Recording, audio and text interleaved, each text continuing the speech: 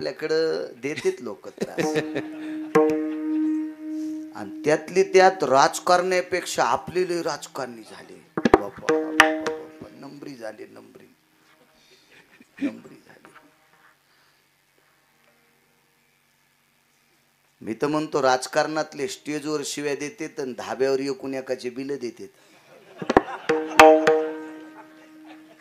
आपले स्टेजवर गोड बोलत आहेत. म्हणजे मी आबाचं वर्णन कीर्तनात करायचं आणि तिकडे गेल्यावर म्हणायचं काय येतं ते आब्याला. गिरगावच्या बाळ्या तुला यम इतका हानीन बेट्या, तू इंचभर जागा ठेवणार नाही लाल करायची. कीर्तनात वर्णन करतो माघारी चेष्टा करतो सोमळ्या. थोत्तर फटूस तर यम हानीन तुला. अण्णा बेजार केला असेल तिला, केला असेल बेजार केला असेल. एका साधून बाकीच्यांना गप्प बसवलं आणि सांगितलं ऐका, इथे येण्यासाठी विमान चालत नाही, इथे येण्यासाठी प्रभूचा हात लागतंय. आणि प्रभूचा हात जिला मदत करतोय ती बाई सामान्य नाही.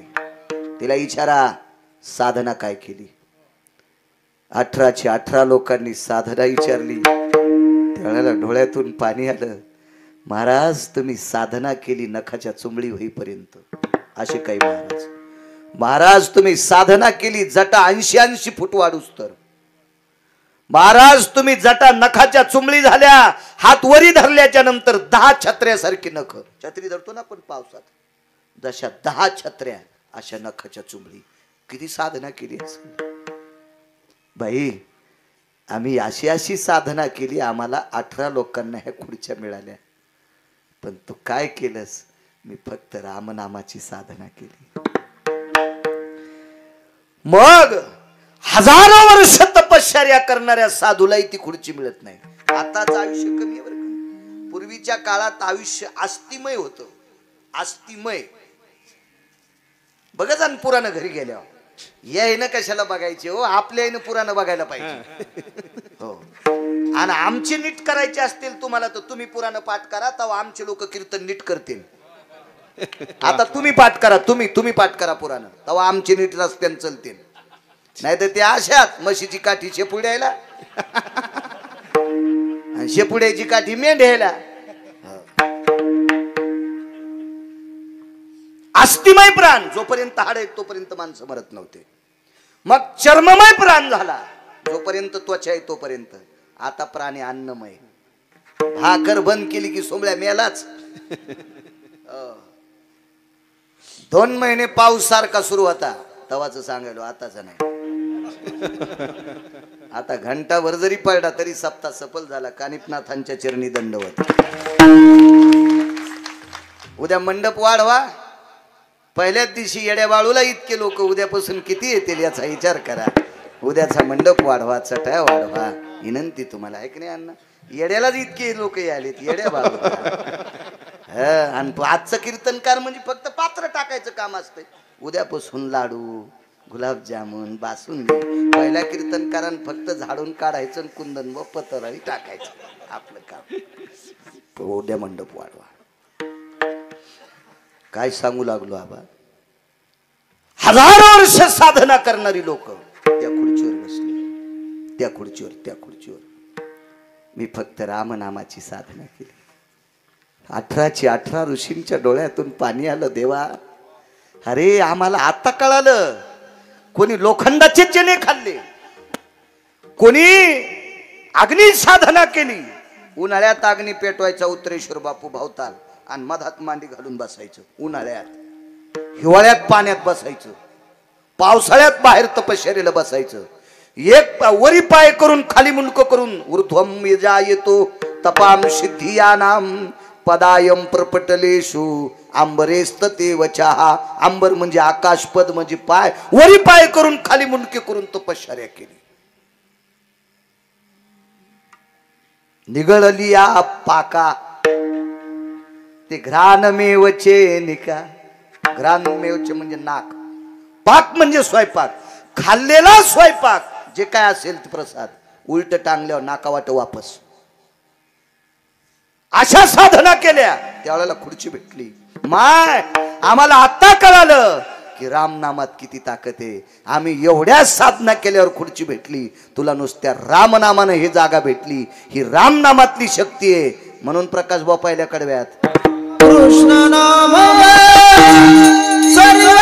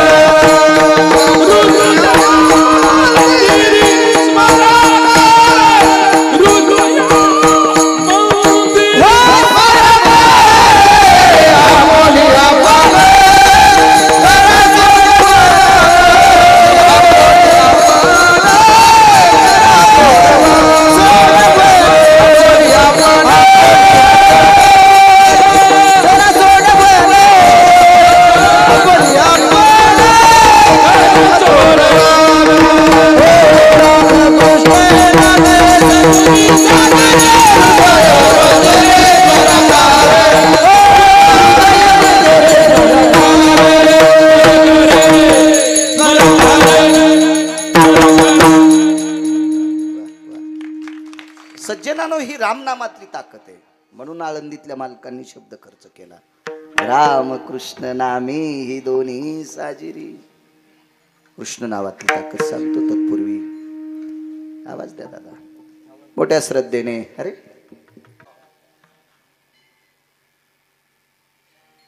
इथल्या परमार्थाने प्रवेश केला. या नगरीतल्या परमार्थ आणि 25व्या वर्षात पदार्पण केलं, प्रवेश केला. 25वं वर्ष आहे. दरेगाव नाव गोड सात्विक सदाचारी दरेगाव. येताना विठ्ठल अण्णांना म्हणलं किती सुंदर मारुतीरायाचं बजरंग बलीचं मंदिर आहे. विशाल अशी सुंदरशी मूर्ती मारुतीरायाची, फार मोठी, फार. बाहेर पूर्वेला सकाळी सकाळी सूर्योदय व्हावा असे बाहेरच गणपती बाप्पा आहेत. विशाल काय आहेत ना चंद्राचे गणपती बाप्पा, खूप मोठं सुंदरसं. येताना एक दोन मंदिरं दिसली पण ते काही कल्पना नाही कशाची. मारुतीरायाचं लक्षात आलं.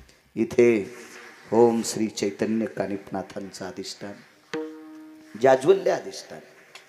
या परिसरातलं सर्वांच्या अंतःकरणातलं एक गोडसं ठिकाण. सद्गुरु कानिफनाथाच्या कृपा आशीर्वादाने, वैष्णवातले शिरोमणी मारुतीराय यांच्या कृपा आशीर्वादाने गेल्या 25 वर्षापासून तुम्ही साधना करता. रौप्य महोत्सव आहे. गावात आबा जेवढ्या आडनावाची मंडळी असतील तेवढ्यांना गिरगावकराचा साष्टांग प्रणिपात. नाव मला पाठ नाहीत, नाव पाठ करायला मला काही तुमची ग्रामपंचायत लढवायची नाही. नाव सगळ्यांची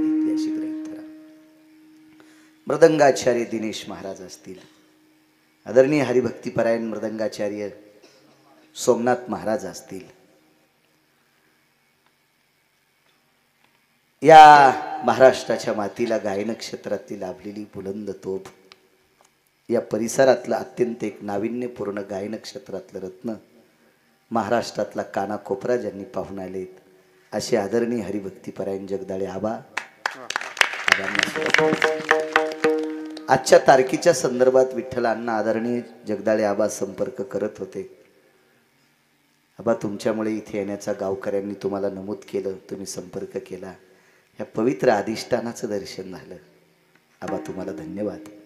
याच परिसरातलं गायन क्षेत्रातलं फार दिवसापासून माझी भेट आहे आमचे प्रकाश महाराज हरिभक्तीपरायण, त्यांनाही धन्यवाद प्रणाम. आज आनंदाचा योग आहे, आज एक नवीन रत्न पाहायला भेटलं, कुंदन महाराज. याच्या अगोदर कधी भेट नाही झाली. फिरत जावं माणसानं, शहाण्या माणसानं चांगल्या ठिकाणी फिरत जावा, रत्न सापडत असते. आदरणीय कुंदन महाराज गोड गोड आवाजावर प्रभुत्व, वारकरी संप्रदायातलं गोड व्यक्तिमत्व, त्यांनाही प्रणाम. या सप्ताहाला लाभलेले, वय जरी त्यांचं कमी असेल पण गोडसा मार्गदर्शक माणूस म्हणावा लागेल, आमच्या क्षेत्रातलं एक नाविन्यपूर्ण वारकरी संप्रदायातलं रत्न गोरख महाराज, प्रांजळ मताची माणसं, त्यांनाही धन्यवाद. गोड ज्यांना प्रमाण खूपशे पाठ असतात, आबा छान प्रमाण म्हणते उत्तरेश्वर महाराज, चांगल्या चांगल्या महाराज लोकांच्या सानिध्यात भाजलेलं रत्न आदरणीय उत्तरेश्वर बापू, त्यांनाही धन्यवाद प्रणाम. मला असं वाटतंय 3200 महाराज शिंगाडे बाबा याच्यावर नाव आहे, त्यांनाही धन्यवाद.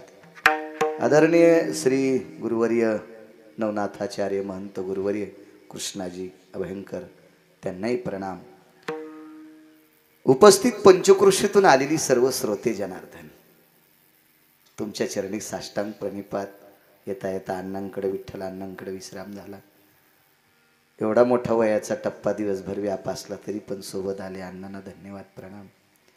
चव्हाण सर आहेत, त्यांच्यासोबत बऱ्यापैकी आलेत, अंकाईचे शेजी बडे आलेत, आणि खूप सर्वांचे चेहरे मला ज्ञात आहेत बऱ्यापैकी लोकांचे. फक्त आता नावं इतक्यांचे लक्षात ठेवणं शक्य नाही हो.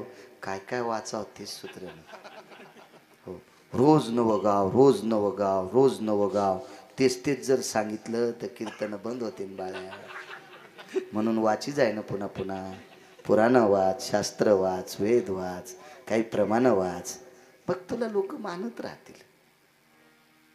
हे बा, संपत्ती कमवणं पुरुषार्थ सांगितला, अभ्यास वाढवणं सुद्धा पुरुषार्थ आहे. अभ्यास वाढवणं सुद्धा पुरुषार्थ आहे. पण संपत्ती चोऱ्या करून दुसऱ्याला दाबून अशी नाही कमवायची.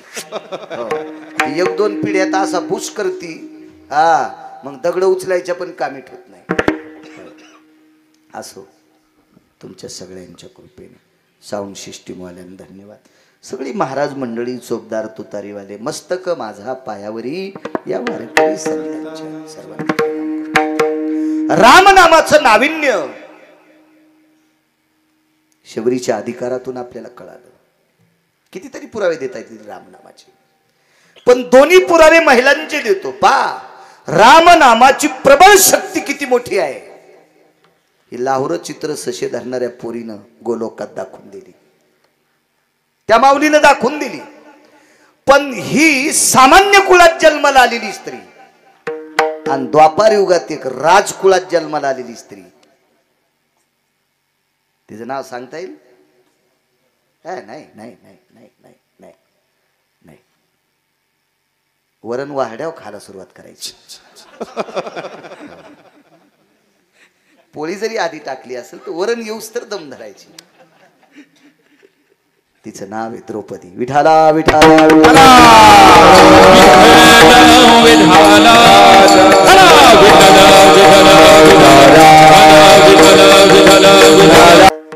पांचाळ नरेशाची कन्या द्रौपदी आहे. काय कृष्ण नावात ताकद आहे. का म्हटले आळंदीतले मालक राम आणि कृष्ण. पुन्हा पुन्हा तुम्ही जितकी मला आशीर्वाद देताल त्याच्यावर पुन्हा पुन्हा सांगण्याचा प्रयत्न करीन, पण एवढा ऐका. अफाट श्रीमंत राजाची कन्या, आणि या पवित्र भारत देशातल्या वारकऱ्याची बायको. द्रौपदीला जे पती भेटले का ते वारकरी होते. वारकरी वारकरी हो. कारण पांडव हे भजन करणारी होती. पहाते पांडव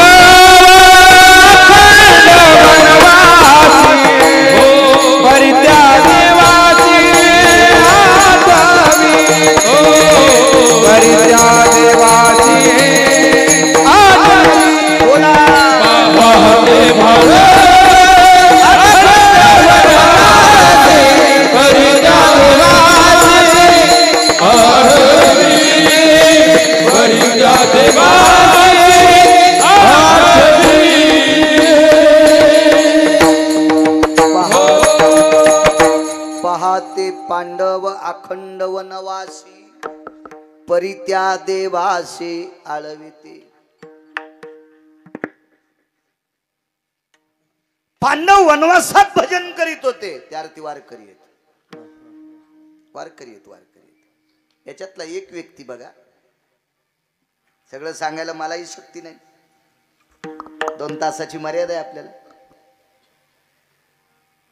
पांडव हे तोंडानं भजन करीत होते म्हणून वारकरी नाही म्हणायचं कुंदन बुवा.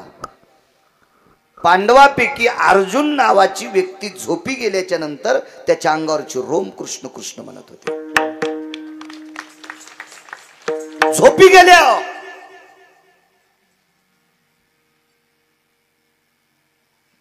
जो निष्ठेनं साधनेत रतला का त्याला लायक संपन्न म्हणत असते. त्याला लायक संपन्न. त्याला लायक. माणसं दिसले की रामकृष्ण हरी आणि अंधार पडला की दुसऱ्याच्या कान्या चोरी. गाई म्हशीला बांधतात त्याला कान्या म्हणतात का काय तुमच्याकडे? कान्याच. मेल्यावर एक ट्रॅक्टरची ट्रॉली कान्याच गावसाले त्याच्या इथं. म्हातारीन म्हणलं हे कस काय? त्या नादच होता दुसऱ्याच्या खोट्याच्या चोरायचा. आणि रामकृष्ण हरी मी म्हणत होते काय चवनात येऊन काय नाटकन काय हलकटपणा. निष्ठा निष्ठा असते. निष्ठा निष्ठी नाहीच या लोकांकडे. झोपी गेल्यावर अंगावरचे रोम कृष्ण कृष्ण म्हणते. आबा नवविदा भक्तीत एक रत्न होतं. त्या रत्नाचं नाव उत्तरेश्वर बापू उद्धव. आणि उद्धवाचा अहंकार जर कशानं जिरला असेल तर अर्जुन झोपी गेल्याच्या नंतर अर्जुनाच्या जटा ज्या वेळेला हातात धरल्या का त्यावेळेला उद्धवाचा अहंकार जिरालता. याला म्हणतात वारकरी. उद्धवाला वाटायचं मी घरावर तुळशी पत्र ठुलय आणि देवाचं भजन करतोय. असं उद्धवाला जरासा गर्व होता. गर्व होता. गर्व होता. तो अहंकार निष्ठावंत वारकरीच घालू शकतात. आमच्या सारख्यानं पळ पळ पळ पळ लोक मानायलेत म्हणजे लय येडेवानी करू नको बाळ्या. एखादी शिवताना होशील.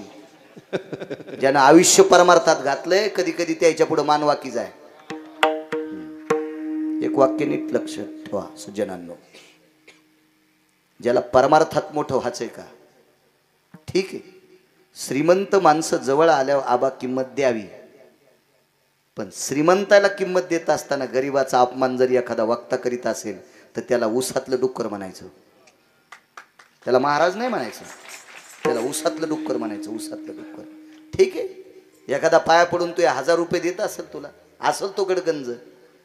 पण एखादा व्यक्ती परिसरातलं एकही कीर्तन तुझं सोडित नाही त्याच्याकडे पैसे द्यायला नाहीत पण तुझ्या वक्तव्याचा श्रोता म्हणून तो साक्षीदार आहे. हो तो तुझ्या कीर्तनातला भगवान शिवशंकर हे ध्यानात ठेवीन बाळ्या.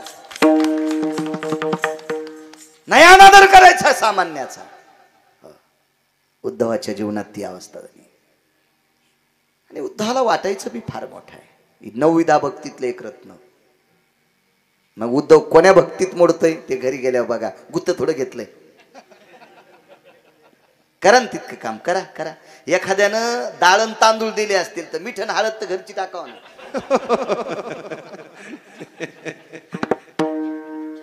हळद मीठ टाकलीच नाही म्हणून भातच शिजला नाही. अरे असं असतं कुठे. तितकं घरचं टाका. पान काय कुठल्या भक्तीत असत. म्हणजे पांडव हे वारकरी आहेत. वारकरी आहेत. पांडव वारकरी आहेत. वारकरी आहेत.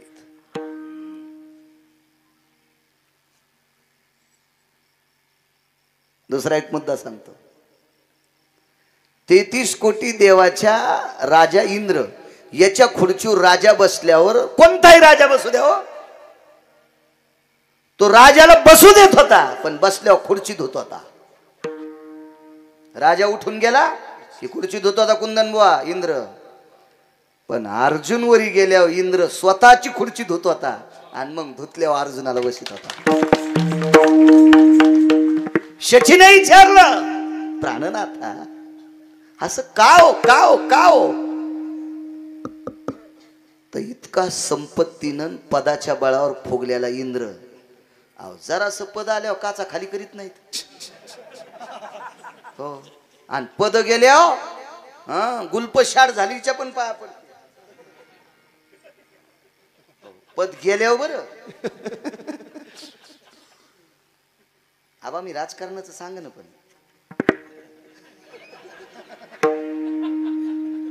आपण कशाला इचकायचं आहे की नाही अण्णा. ते 222 पद एकट्याला पाणी आलं टलटल डोळ्यात. आणि जयंतीची जयंताची आई होती शेची. प्रश्न करणारी माणसं लय अधिकारी असते आबा. ही शेची पुढची राधा आहे. राधा राधा कोण आहे, तर इंद्राची पत्नी आहे. पुराण वाचीला लक्षात येईल तुम्हाला. आणि पवित्र स्त्रीने विचारलं विठ्ठलांना, बाकीचे राजे बसल्यावर खुर्ची धुतल्यावर तुम्ही बसता आणि अर्जुन वरी आल्यावर तुम्ही बसलेली खुर्ची धुवून पवित्र करून देता, कारण का? नामधारक आहे. नामधारक आहे अर्जुन, नामधारक. असे निष्ठावंत वारकरी पती भेटलेली बाई. नामधारकांच्या जीवनात आडसर आला येत असतो. निसर्गाचा नियम आहे, नियम आहे निसर्गाचा. प्रारब्ध ही कुणाच्याही बापाला चुकलेलं नाही. त्याच्यात द्रौपदीचं काही चुकलेलं असं. जे जे लिहिले प्रारब्धी, जे जे लिहिले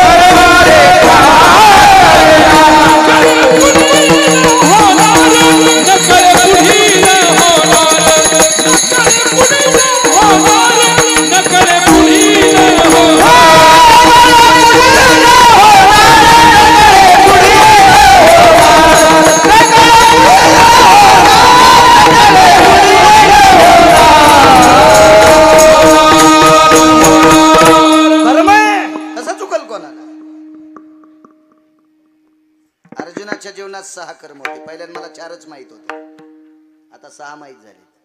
त्याच्यातलं अर्जुनाचं एक कर्म चुकलं होतं. विश्वातला कुठलाही पुरुष, थोडासा राग येऊ देऊ नका, पाठ केलेलं ताबा वयाची मर्यादा काही जरी असेल तर पुराण सांगायला काय लाजणार आहे. विश्वातला कुठला जरी पुरुष पाहिला कुंदनबुवा गोरखबुवा तर त्याला खोटे का होत नाही, पण स्तन आहेत. अर्जुनाला नव्हते. अर्जुनाचा पुरुषार्थ किती टोकाचा असेल पहा. आणि आज आपल्या संप्रदायामध्ये स्तन असणाऱ्या पुरुषानं साडी नेसली तरी पण त्याला निषेध मानतात. नाचे जो कोंबडा तो होय जडा सप्त जन्मे, तो होय जडा सप्त जन्मे, तो होय जडा सप्त जन्मे, तो होय जडा सप्त जन्मे. ठिकाच्या वेचे नाचे जो कोंबडा, नाचे वेचे नाचे जो कोंबडा, ठिकाच्या वेचे नाचे जो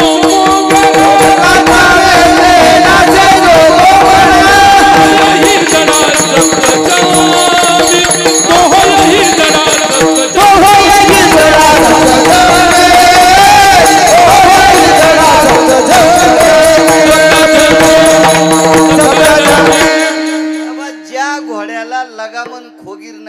त्याच्यावर नवरदेवाला बसता येत नाही, मी मान्य करीन.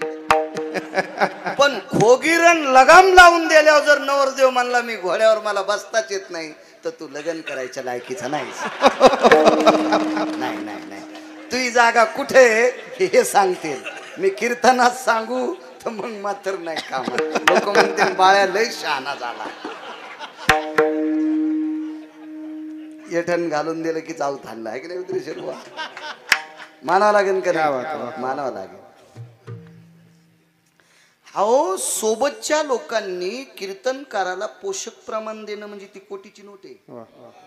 कोटीची नोट आहे. ती 700 कीर्तनकार रस्त्यानं चालायला, नाही तर कोणीकडे मसडी दाम टोडायला लागला. याला शिब्याला आणि शिमग्याच्या तेलाला पिढ्या मातीत घालशील सुंबळ्या, काही नको बरगळ परमार्थ सांग. बाकीचं ऐकायला लोकायला खपक्या मोबाईल भितडाव आणि पाहते ना तुत्र घालू घालू. एक जण म्हणला लय हसायची मजा आली. मोबाईलात का कमी हसायचंय का? मी संचयचा कधी मध्ये पाहतो तर मला घंटा घंटा सुधरत नाही. आपलं नशीब खोटे, आपल्याला भारीचं नाही, पण आपला मोबाईल पतिव्रत आहे. याच्यात भंगार येत नाही, दुसऱ्यालाही काही जात नाही.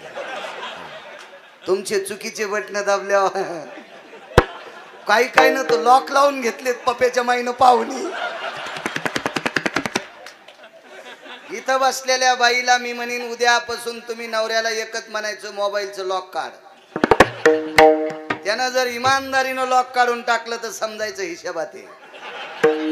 हा नाही तर ऊसाचं पाणी एरंडाल चाललंय असं समजून घ्यायचं माझ्या माईनं. विठाला विठाला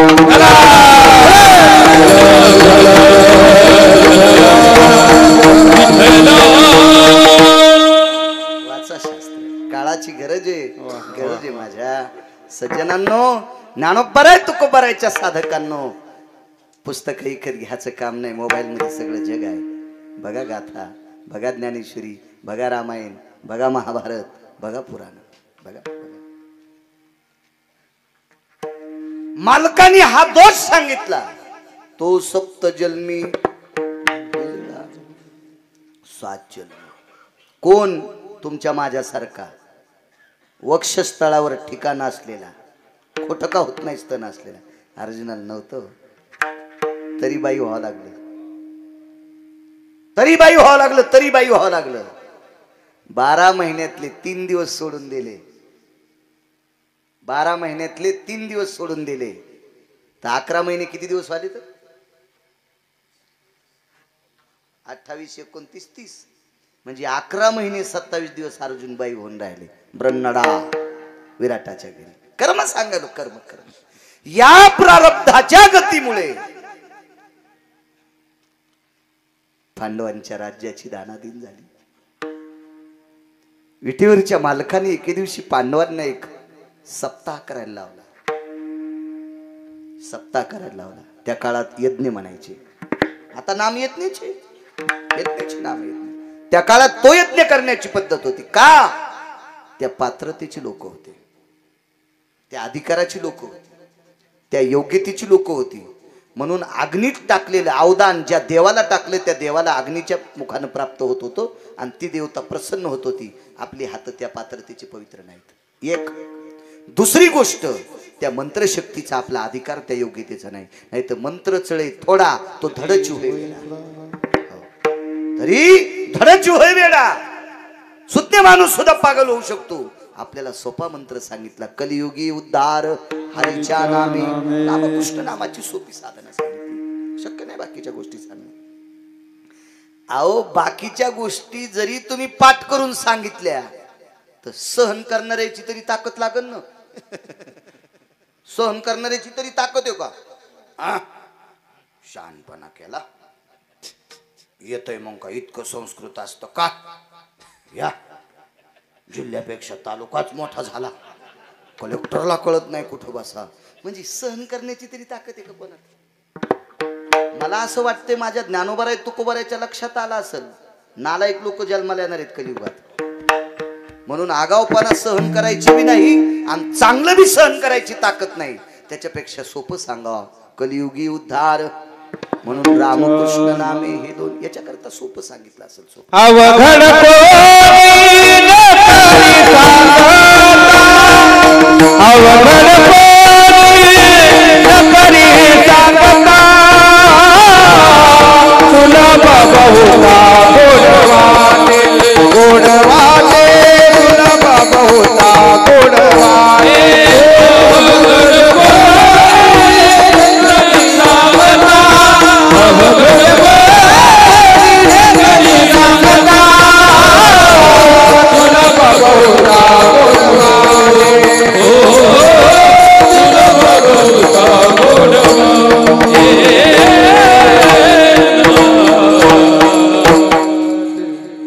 कसं शक्य आहे ते अवघड करणं? नाही करू शकत. मला सांगा, हत्तीच्या सोंडे सारख्या तुपाच्या धारा यज्ञात टाकल्या, उपलब्ध बी असेल ना? आता मथऱ्याच्या पितराच्या दिवशी ओरिजिनल तूप भेटन, डब्यातलं घ्यावं लागत. आणि ज्याचे तुपाचे कारखाने आहेत का त्याला माहीतच नाही कशाच्या दुधाचं तूप आहे म्हणून. तिकडे एसी मध्ये बसलेले आणि ऍडव्हर्टाईज करायला तिसरीच. आपल्याकडं जे उत्पन्न काढतो का ते ऍडव्हर्टाईज करीत नाही. खताची ऍडव्हर्टाईज करायला कोण? सिनेमातले लोक. बरोबर आहे का नाही? गजाईची ऍडव्हर्टाईज करायला कोण? बिल्डिंग बांधायच्या. हा, यायला कसं कंपनीत तयार होते माहिती आहे का? नाही. पाणी द्यायच्या पाईपची ऍडव्हर्टाईज कोण करतंय? सिनेमातले लोक. चपलाईची ऍडव्हर्टाईज कोण लोक? तेच. दाढ्या करायच्या ब्लेडची ऍडव्हर्टाईज. खताची ऍडव्हर्टाईज करायला अण्णा शेतकरी पाहिजे. भरघोस पिकाची पाईपची ऍडव्हर्टाईज करायला शेतकरी पाहिजे. हे काय होतं माहितीये का? संन्याशाच्या गावात लुगड्याचं दुकान टाकलं, कसं इकन सुंगड्या.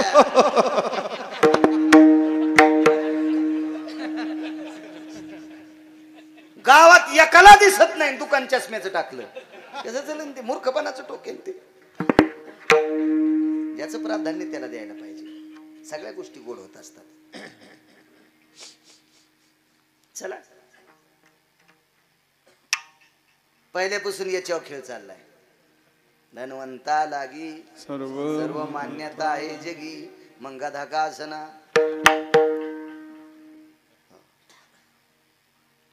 आमची लोक अशी कीर्तनात टोले हाणते, पण 5-50 हजार पाया पडून दिल्यावर दारूच्या दुकानदाराला पण सांभाळते.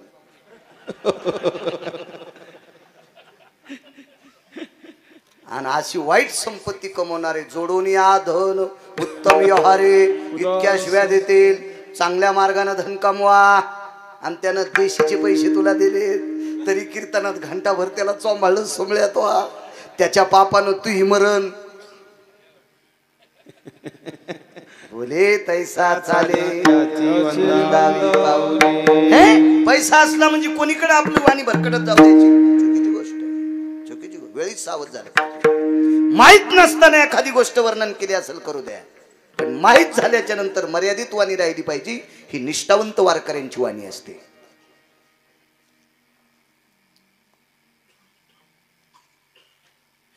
परिस्थिती ढासळली, यज्ञ करायला लावला. काय यज्ञ थाटातला होता सज्जनानं. रामकृष्ण नाम, कृष्ण नामाची ताकद सांगा. राम नामाची ऐकली तुम्ही? कृष्ण नामाची ताकद आहे का? वेळ संपल्यावर सांगा आबा मला.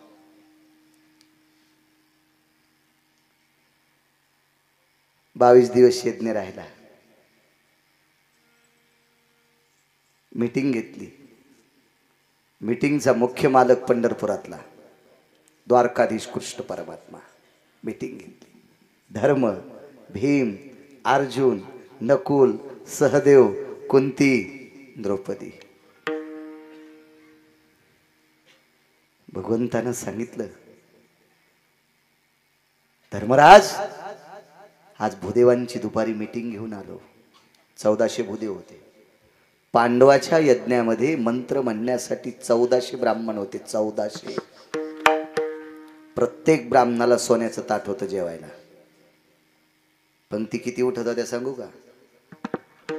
43,832 लोक एका पंक्तीला. तितका मोठा सप्ताह कोण नाही केला पुन्हा. 43,832 लोक एका पंक्तीला गुणिले 14. 43,832 एका पंक्तीचे. अशा दिवसात 14 पंक्ती उठत होत्या. साखर किती लागत असेल घरी गेल्यावर सांगा. असा 1 वर्ष 35 दिवस यज्ञ चालला. एका ठिकाणी 64चं वाक्य आले. तो पुरावा सापड्यावर ते बी दम देऊन सांगत मी.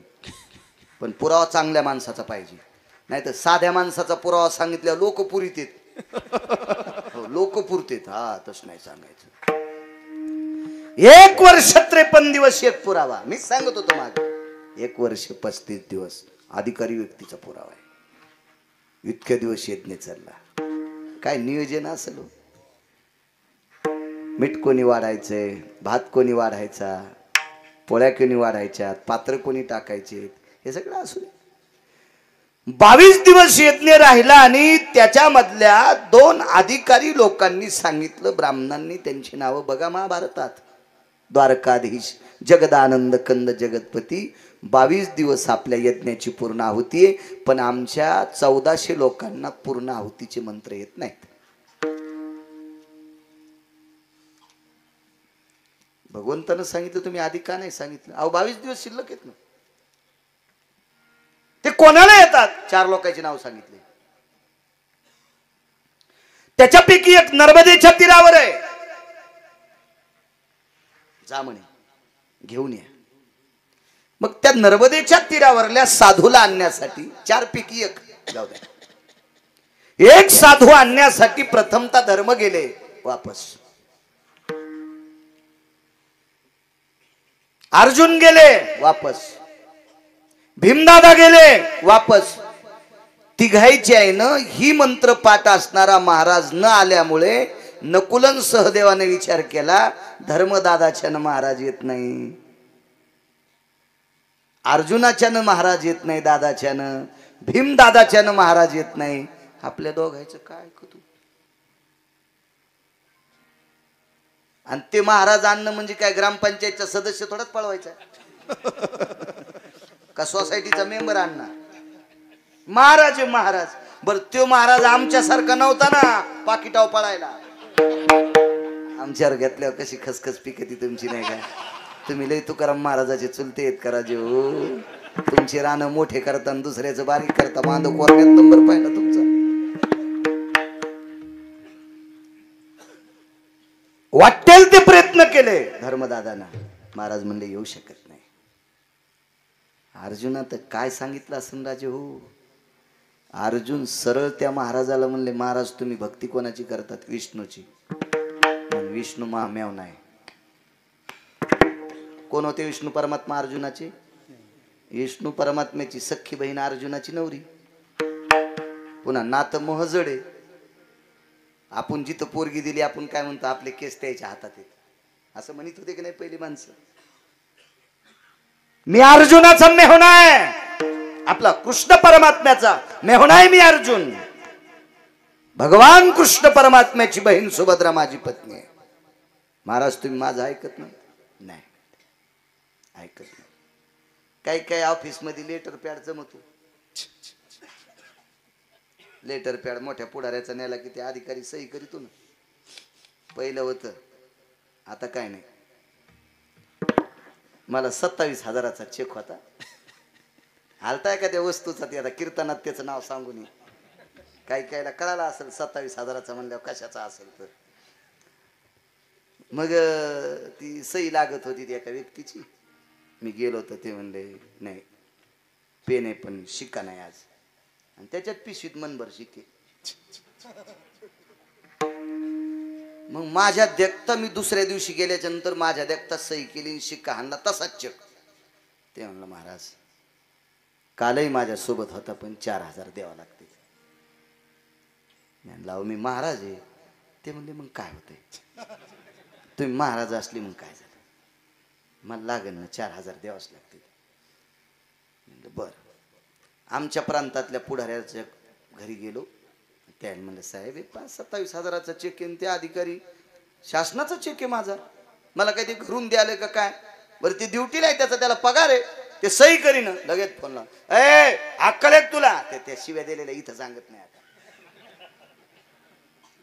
त्या पुढाऱ्यानं त्याला इतक्या घाण शिव्या दिल्या की त्या चौथ्या पट्टीतल्याच होत्या, पेटीची बी पट्टी पडत होती, अशा शिव्या होत्या, लयच घाण शिव्या दिल्या. मी म्हणलं जाऊ द्याकडे, नका का सही करीन, पण याचं डबलच वाजले. तरारलाच बाळू महाराजांनी गेला, म्हणलं हे सही करा. ते म्हणला महाराज मला साहेबानं शिव्या दिल्या का, तेव्हा तुम्ही तिथेच होतात. मी म्हणलो हो.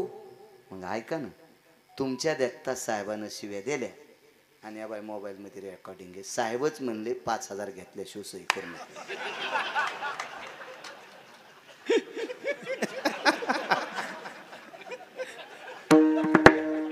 म्हणून काही काम मोठ्याल्या पुढाऱ्याकडे घेऊन गेलेत ना, ते आपल्या देखता पुढच्या दटीत येत आणि आपण उठून गेल्यावर तेच सांगते चांगली वाट लावायची. तेव्हापासून मला त्या 27,000च कळालं, आपण भांडाव फक्त पंढरपुरातल्याला. आता विठाला विठाला सांगायचं याच्याकरता, पंढरपुरातल्या मालकाचा लेटर पॅड टाकला म्हाताऱ्या पुढे, ते आतमध्ये बसलेलं बाहेर तर आलंच नाही. अर्जुनाने लेटर पॅड टाकला, म्हाताऱ्याच्या आतमध्ये धुनी होती विठ्ठलांना, त्या धुनीत लेटर पॅड पेटीला बाहेर फेकला. हे आमच्या काय कामाचं नाही, लेटर पॅड काय काय काय चालत नाही आमच्या कशी. अर्जुन म्हणले देवा ते आगाऊच महाराज, त्यानं तुमच्या लेटर पॅडला नाही किंमत दिली. भगवान म्हणले, भीम म्हणले मी आणतो. भीमाच्या बाहेर चालू लागले. तर भगवंतानं सांगितलं भीमदादा झाडं गिडं नाही उपटायचे 5-50, महाराज आणायचा, महाराज जा हिशाबा. भीमानं आपली काय शक्ती विद्वत्ता काय दाखवायची दाखिली, पण महाराज काय मानित नाही. महाराजांनी काही मानलं नाही, वापस केली. चेहरा बारीक आहे धर्माचा. द्रौपदीने विचारलं दादा, दादा म्हणजे देव, विटेवरचा मालक, दादा काय ताई. दादा 22 दिवसातले 3 दिवस निघून गेलेत, दिवस फार मोजके राहिलेत. यज्ञाची पूर्णाहुती जर नाही झाली तर देवता रुष्ट होतील, पातक लागेल आम्हाला. काळजी करू नको ताई, बघू प्रयत्न करून. दादा मी जर प्रयत्न केला तर. ताई तुला माहित नाही, धर्मराजाच्या यानं येत नाही, अर्जुनाच्यानं येत नाही, भीमाच्यानं येत नाही, तुझ्याच्यानं कसा येईल तो महाराज. दादा मला फक्त मदत कर, तू माझ्यासोबत तिथपर्यंत चाल, तू माझ्यासोबत तिथपर्यंत चाल. याच्यातलं एक वाक्य पदराला गाठ बांधून सांभाळा माझ्या माईंनो. बाल्य रक्षंती पिता, तारुण्य रक्षंती भ्रता, वार्धक्य रक्षंती पुत्र, हा नैव नैव स्त्री स्वतंत्रता. बालपणात स्त्रीला आपल्या आईवडिलाचा धाका असावा, तरुणपणात आपल्या पतीचा धाका असावा, आणि म्हातारी 90 वर्षाची जरी झाली तरी मुलांचा धाका असावा. काय द्रौपदीचं वागणं आहे. दादा मला फक्त तू सोबत पाहिजेस रे.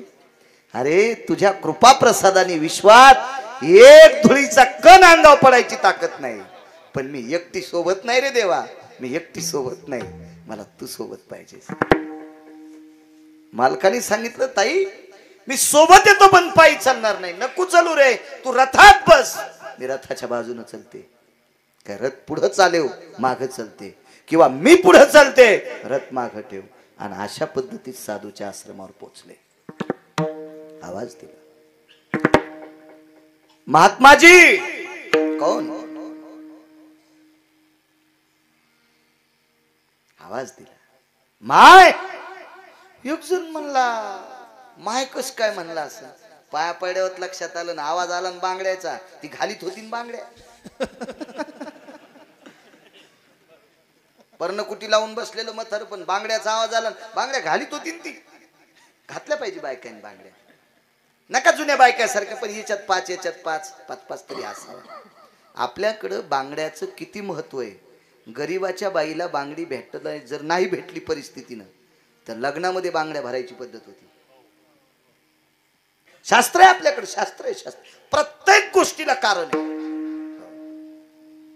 माझे दत्तात्रय प्रभू विश्वात भ्रमण करत असताना एक बाई दळणदळू लागली. दळणदळू लागली, भागवत सांगते एकादश स्कंद. दळणदळू लागली तर दळण दळता दळता तिच्या हातातल्या कंकणाचा आवाज येत होता. एकम विद्याय सहस्रादे एकम द्वितृतीयाति संगा नुब्दाम नादो भयस्थितम. जास्त गोष्टी एकत्रित आल्या त्याचा नाद निघतोय. याच्यातूनही सुख काहीतरी घेतलंय. मोठे लोक काय कशातून घेतील काही मिळच नाही. हो, कुत्र्यातून चिव घेतला, पटकन जाग होते कुत्र. चिव चिव नाना प्रकारचे. असं 24 गुरु सांगितले त्याच्यापैकी एक. भांगड्याचा आवाज आल्याबरोबर लक्षात माय महात्माजी मी द्रौपदी पांडवांची धर्मपत्नी जी द्वारकाधीश श्रीकृष्ण परमात्म्याची मी मानलेली बहीण आहे. भगवान श्रीकृष्ण परमात्म्याची मी मानलेली बहीण आहे. भाई काम काय ग? स्त्रीला बोलण्याची पद्धत. बाय काय काम आहे माझ्याकडे? महाराज द्वारकाधीश श्रीकृष्ण परमात्म्याच्या म्हणण्यानुसार आमच्या मालकाने एका सप्ताहाचं आयोजन केलं. फक्त त्या सप्त्यात 7 दिवस 8 दिवस 9 दिवस असं नाही, सत्र अन्न सत्र यज्ञ. आणि त्याच्या पूर्णाहुती करता आपल्याकडे जसं काल्याच्या कीर्तनानं पूर्णाहुती होती तसे यज्ञात मंत्रोच्चार असतात. वेगवेगळ्या पद्धतीत प्रत्येक देवतेचा प्रसाद. जगदंबेमध्ये सरस्वतीचा प्रसाद वेगळा, अमक्या देवीचा प्रसाद वेगळा, महादेवाचा प्रसाद. हवनामध्ये कोण्या देवीला खीर लागते, कोण्या देवीला ते वगैरे बेलाचं फळ लागतं. नाना प्रकारचं असतं. ते कर्मकांडातला विषय. मी 27 वर्षापूर्वी पाठ केलं. त्यावेळेस पासून मेमरी कार्डावर डाटा आहे, अजून डिलीट होत नाही. फक्त हवनाच्या संपूर्ण सामुग्र्या तयार आहेत महाराज, पण त्या मंत्रोच्चारा करता तुम्ही पाहिजे.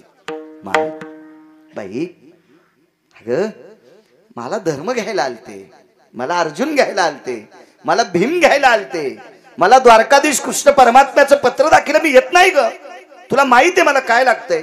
आपल्याला 60,000 यज्ञाचं पुण्य लागतंय जी. होय, मला 60,000 यज्ञाचं पुण्य पाहिजे. एवढं पुरे झालं का? मथाऱ्यानं पर्णकुटी उघडीन बाहेर आलं. पाहत होतो द्रौपदीकडे. माय अर्जुन एका यज्ञाचं पुण्य देऊ शकत नाही, धर्म एका यज्ञाचं पुण्य देऊ शकत नाही, भीम एकाही यज्ञाचं पुण्य देऊ शकत नाही. तू 60,000 यज्ञाचं पुण्य देऊ शकते. महाराज आकडा सांगा. 60,000 70,000 75,000 90,000 1,00,000 1,25,00,000.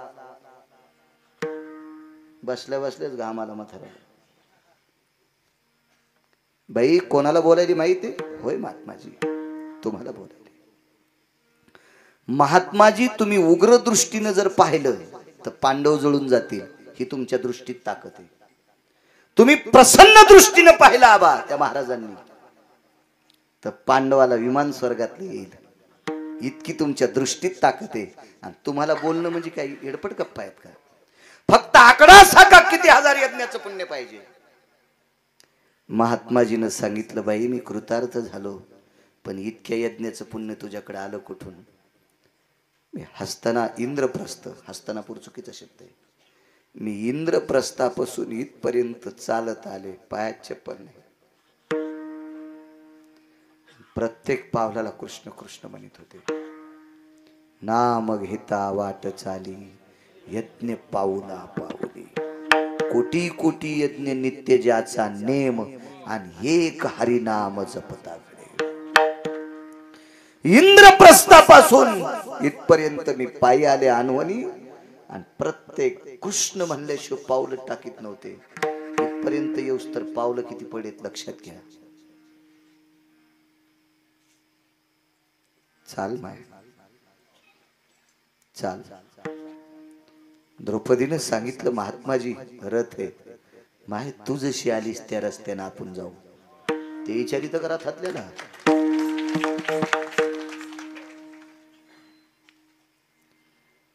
त्या रस्त्याने अन्न खडे होते, खडे होते. म्हाताऱ्याने काही वनस्पतीच्या फांद्या घेतल्या, त्या फांद्यानं जगदाळ्या आबा म्हातारा रस्ता झाडीत होतं, आणि झाड्याच्या रस्त्यानं द्रौपदी चालत होती, आणि म्हातारा पुढे रस्ता झाडीत होता. तर रथात बसलेला जगाचा मालक द्रौपदीची शक्ती पाहिल्याच्या नंतर रडत होता. वाक्य नीट ऐका, नीट ऐका, नीट ऐका. दोन्ही अवतारातलं साम्य. त्रेतायुगात प्रभू रामचंद्राला सोडायला शरयूच्या तीरावर गेलेली घोडे वापस येताना रडत होती. अमेरिका मरत घेऊन चाललो म्हणून रडत होती. आणि ते साधूला आणायला गेल्याच्या नंतर द्रौपदीच्या पुढे साधू रस्ता जाडीत होता.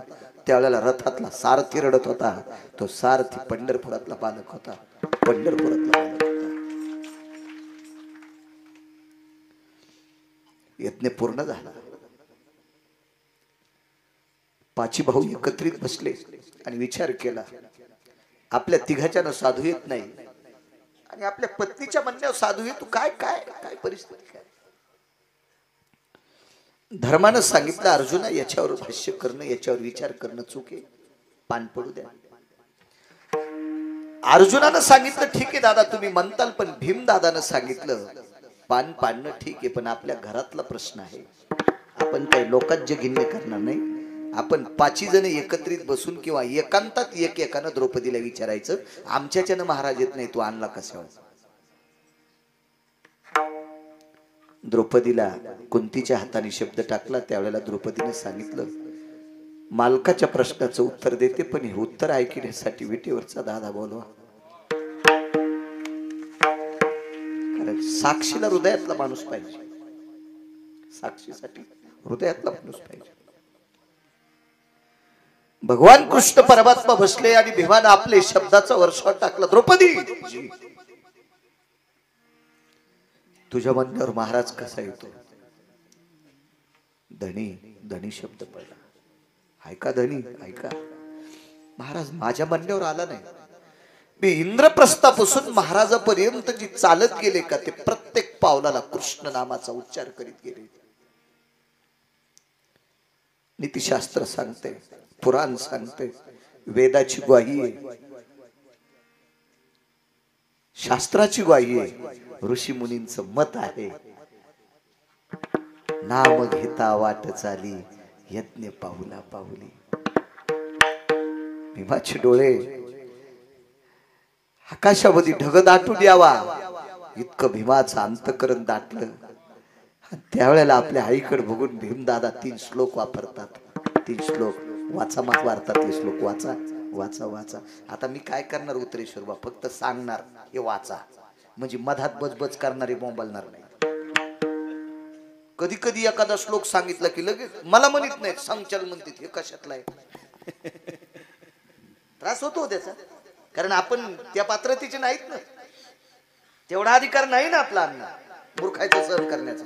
त्याच्यापेक्षा सांगायचे वाचा ते 3 श्लोक वाचा, लक्षात येईल तुमच्या की काय काय प्रश्न केला असेल.